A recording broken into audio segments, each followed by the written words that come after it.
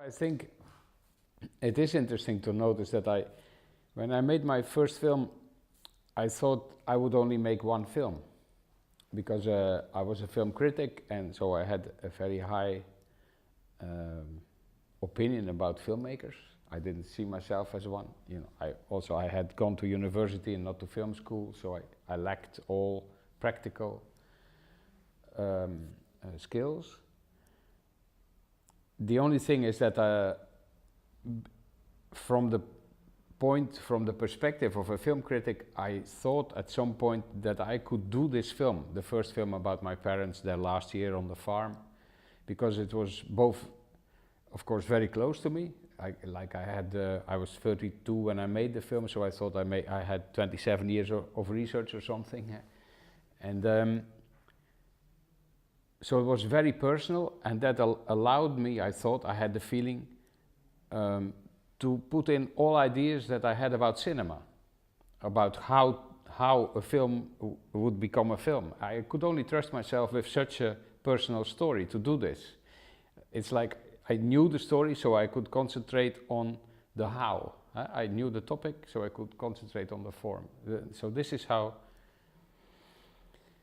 And then, because the film was a huge, really completely unexpected, because small film, people don't say anything, in fact, and it's very slow also, but it was an enormous success. And so then I was a filmmaker. And the problem was that you know, how to do another film, because it will never be so personal anymore. So what I did is for a very long time, and I mean maybe 15 years, I have been hiding behind exotism. If I would be really severe on my work, I could say that, because it is much easier to go to preferably dangerous places and do the macho approach, and in fact what you are doing is you are hiding. You can still make interesting films or films with and they can be honest. I try to be honest, but they are in a way easy because you go somewhere and you always take more than you give, and then people, they like the films because you have done strange things or you are but for quite some time now, I think I need to go back to step away from the big stories and go to the very relevant, very personal stories. So it brought me over this arch of 20 years, it brought me now back to, it's only a short film, but to my daughter. This is somehow important. What I try to do is, with my films, I try to be as also cinematic, let's say, as possible. I try to be an author. Yeah, so it is not just the topic that counts, it's what I do. And at the same time, I from the very start, in fact, after my second film, I started working for a television documentary as well, but there is, even in the Netherlands, where the level is quite high for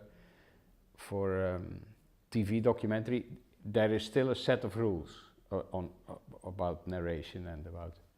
So I have been always been able to, because I have a family, you know, you have to make the money and everything. So the TV is there for the money, and then I try to make my films. I always thought this went very well. The combination. The problem is that after I became editor-in-chief of a program. You know, it happens after 40, let's say. And then we did like 26 50-minute documentaries for TV per year, and I did it 7 years long, which means 180 films. And that does something to your brain. So then when I started making film again, I really had to, I put my TV in another room, do not watch it at all. You know, start reading Tolstoy, really to get your mind back to where it has to be. So there is a problem between the two, between being an author and a professional, because if you do the professional too long, it gets in your mind. You know, all these rules of narration and about the importance of the topic vis-a-vis the form, and so you have to try to turn all of that around anymore. But on the other hand, if you have success as an author, the problem is that, you know, you get all these ideas from producers mainly, but also financiers. Yeah, this is good, you have to do this again, you know, or something similar, because you are good at it. So all the time you have to say no, and all the time you have to find the place where you are, where you know that you can do something that is new again. I mean, it is you, but it is new at the same time.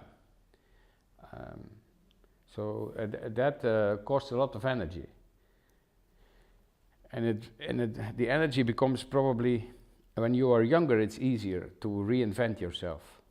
Because when you are older, the body of work becomes bigger, so there are many things that you have done already. I try to welcome the viewer in the same reality that has welcomed me as a filmmaker. Yeah, so we go in together. So it has to be very simple. And then every film is a voyage. It is a voyage through the reality, but because it is film, it has to be a voyage through film as well. So I gradually develop together with my so-called audience, is that by the steps we go in deeper into the level of the story, first of the reality, because that develops.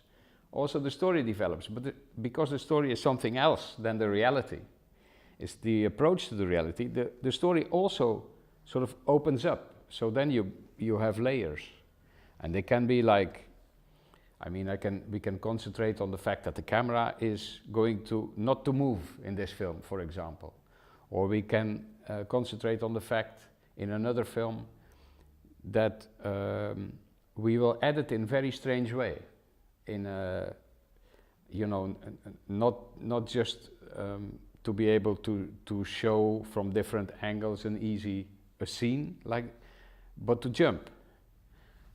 So we concentrate not on like say a fluid kind of story, but on fragments that somehow connect and they create different meaning or different feeling, which is even more important than meaning. So I try to, for each film, I try to decide for myself what am I going to do with this film language. Apart from the story, I do believe that they should go hand in hand. So you may never lose the story. That if there is only language, then the film becomes, there is a kind of vanity that I do not like. I think concept and form are extremely important. But reality is more.